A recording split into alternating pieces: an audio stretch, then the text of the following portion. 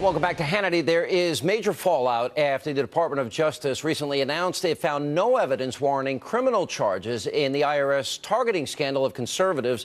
Now, in just a moment, I'll be joined by Congressman Jim Jordan, and also he's the one Republican of many who is now calling for additional investigations into the cover-up of the tax agency's harassment of these conservative groups. But first, the victims of the scandal, they remain outraged today, and they still have yet to be contacted regarding this case. Now, my next guest are two of those individuals, and you might remember one of them, Becky Gerritsen, who delivered this emotional testimony on Capitol Hill back in June. Watch this. We don't understand why the government tried to stop us. I'm not here as a serf or a vassal. I'm not begging my lords for mercy. I'm a born-free American woman, wife, mother, and citizen, and I'm telling my government that you've forgotten your place. I'm not interested in scoring political points. I want to protect and preserve the America that I grew up in, the America that people cross oceans and risk their lives to become a part of. And I'm terrified it is slipping away. Joining me now, Ohio Congressman Jim Jordan, also here. The woman you just heard from, Becky Gerritsen, and also Catherine Engelbrecht is back with us, and both of whom, by the way, were targeted by the IRS. You know, when you said, Becky, my government, you know, I'm telling my government that you have forgotten your place. Very telling. Do you think now with what we've now realized this week with the FBI revealing they're not going forward, what is your reaction to it? Well, it got me teared up to hear that again. I feel like a silly child, but why Sean, silly? I mean, that was inspiring. Well, I'm scared because I feel like this is going to be the new normal.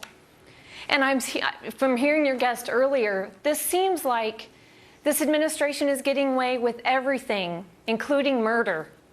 And it terrifies me. It really does. No, they targeted your group. Please excuse me. No, that's okay. Catherine, they targeted your group, too. Oh, absolutely. We've answered hundreds and hundreds of questions and, in fact, had to sue the IRS to finally get our C3 designation.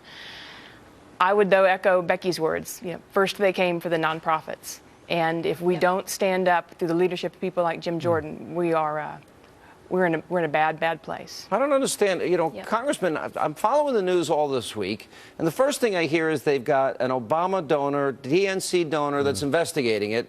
And the next thing I hear is the FBI is not going to do anything. How did that all happen in 1 week? Well, Sean, you got the whole context. Remember when this really started was when 4 weeks into the criminal investigation, then Director Mueller of the FBI couldn't answer when he's in front of the committee. Such big news this spring. We asked him 3 questions. Who's the lead agent? How many agents have been assigned? And have you interviewed any of the victims groups? His answers were, I don't know, I don't know, I don't know. So not instilling a lot of credibility at the start. Now we learn it wasn't even the FBI doing the investigation. It's some lawyer in the Civil Rights Division, who gave $6,000 to the Obama campaign. And they tell us, oh, no one's been criminally responsible. No one did anything wrong here. It is just an outrage and a joke of an investigation. You know, Becky, I spoke with Jay Sekulow with the American Center for Law and Justice. He's representing 41 of the groups. They didn't talk to a single witness. Now, you talk about your fear. What do you explain to people that didn't live through what you've lived through, being targeted by the IRS? What is it specifically you fear is going to happen? What I fear, it was one thing that I'm a stay-at-home mom when this happened, and the government came after me. That's scary enough, but what I'm scared for is our country. The freedoms that we have are just being shirked out from underneath us, and it's becoming very real. And I'm sad because I don't think any of the other media outlets are playing this story. It's happening right under our noses, and people just aren't even paying attention. It's an abuse of power. It's an intimidation by the government. You've experienced the same thing. It's the weaponizing of government against the private citizen. Yeah. If you are an enemy of the administration or perceived to be such, you are going to be singled out and silenced. Congressman Jordan, last question is what can be done now that they pretty much have said it's not going anywhere?